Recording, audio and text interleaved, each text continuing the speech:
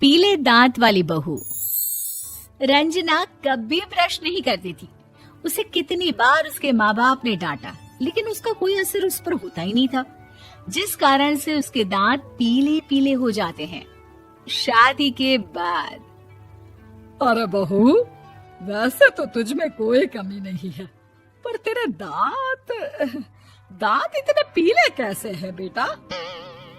कैसे मतलब? कोई सर्जरी थोड़ी ना कराइए। वो तो क्या नाम, मैं ब्रश नहीं करती थी तो पीले हो गए। अब क्या करूं?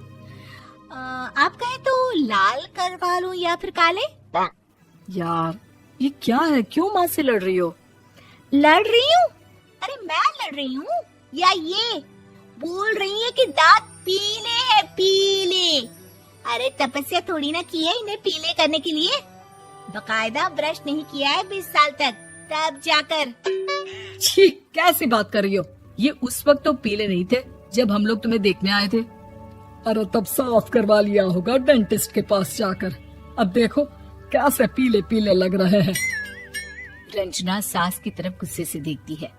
फिर शुरू हो गई पीले पीले पीले। अरे पीले तो तब भी थे जब मेरे हाथ का रसगुल्ला उड़ा उड़ा कर खा रही थी और बोल रही थी, लड़की नहीं गुणों का खजाना दे रहे भाई साहब आप। खैर, अब वो लोग करते भी तो क्या करते, पीले दांत वाली बहू पल्ले पड़ी थी तो झेलना तो था ही।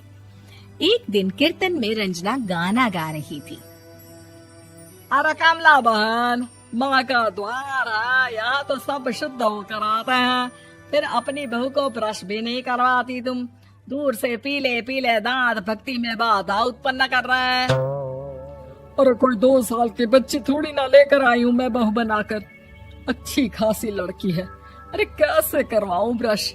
ये तो उसे खुद करना चाहिए ना। अब माँ बाप तो इसके जैसे तैसे निपटा दिए, ये नहीं सोचा कि सास कैसे संभालेगी।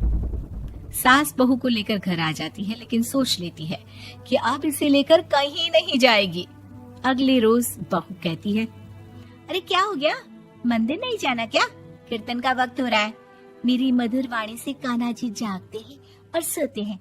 आप तो जानती है ना उनकी भक्ति में कितना मन लगता है मेरा। वो क्या है ना, तबीयत ठीक नहीं लग रही है मेरी, आराम करूंगी मैं। तबीयत ठीक नहीं लग रही?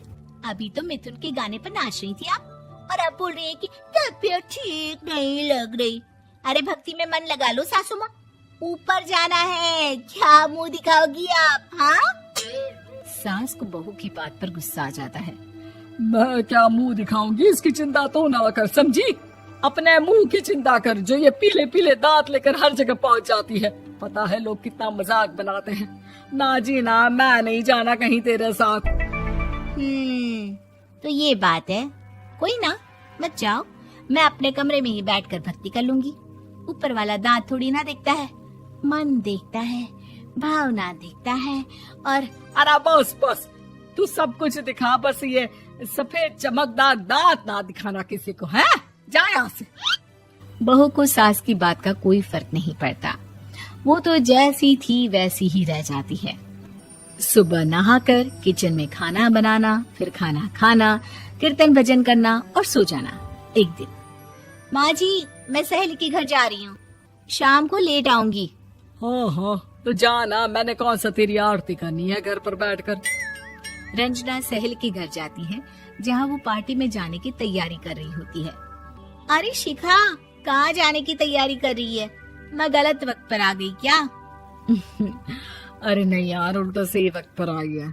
मैंने ये साड़ी और ज्वेलरी निकाली है यार, शाम को इनके ऑफिस की एक पार्टी में जाना है।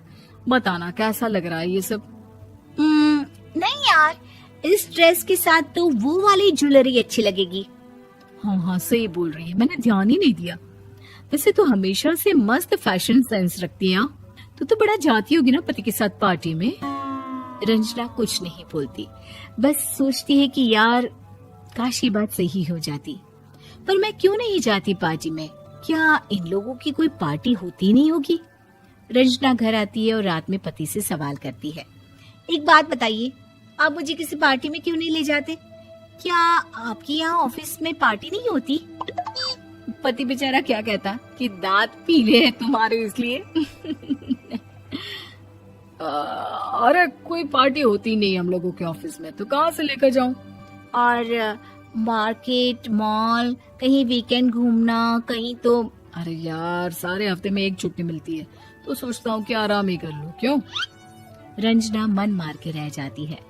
पहले कभी सास के साथ मंदिर जाया करती थी, लेकिन वो भी सास ने ले जाना बंद कर दिया। घर बैठी बैठी रंजना बोर हो जाती है। तभी उसे आइडिया आता है और वो मायके जाने का सोचती है। सासू माँ, 2 दिनों के लिए मम्मी के घर जा रही हूँ। अच्छा अच्छा ठीक है, आराम से जा। और हाँ, माँ से कुछ अच्छी आदत सीख कर आना कि कैसे शरीर के हर भाग की तरह दांतों की सफाई भी जरूरी होती है, समझी? शुरू हो गई ना आप। वो लोग आपकी तरह नहीं है कि छोटी छोटी बात का बतंगड़ बना दे। उन लोगों के लिए मैं मायने रखती हूँ, ना कि मेरे पीले पीले दांत। रंजना माँ को बिना बताए उन लोगों को सरप्राइज देती है, लेकिन जैसे ही वो दरवाजे पर पहुंचती है, अंदर देखती है कि घर वाले कहीं जा रहे होते हैं। अब माँ, काश रंजना दीदी के दांतों वाली प्रॉब्लम नहीं होती, तो वो भी हम लोगों के साथ चलती ना बुआ जी की बेटी की शादी में। हाँ बेटा, लेकिन अब उसे कौन समझाए कि उसको उसके पीले दांत नहीं दिखते, लेकिन उसके आसपास के लोगों को कितना एम्बैरेसिंग फील कराते हैं। मुझे तो कितनी बार उसके स्कूल की टीचर ने शिकायत की कि उसके साथ कोई लड़की बैठना भी नहीं चाहती, और ना ही कॉलेज में कोई उससे बात करना चाहता था। लेकिन पता नहीं क्यों उसे ये बात समझ में ही नहीं आती। कोई कमी नहीं है उस लड़की में, बस यही कि दांत पीले हैं। वो तो भला हो जीजा जी और उनकी माँ का, जो दीदी को जैसी है वैसे ही रखा हुआ है। रंजना को अपने घर वालों की बात सुनकर बहुत दुख होता है।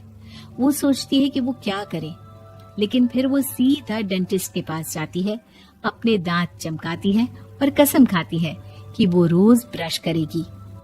अरे क्या हो गया? तुम तो 2 दिनों के लिए गई थी ना। पर कोई ना, अच्छा है, चलो आ गई तो। रंजना सास के सामने आकर खड़ी हो जाती है और पूरी स्माइल करती है, उसके चमकदार दांतों को दिखाती हुई। हैं? चले मंदिर। माँ, मुझे माफ कर दीजिए, मैंने आप लोगों को बहुत एम्बैरेसिंग फील करवाया। मैं आज से रोज ब्रश करूंगी।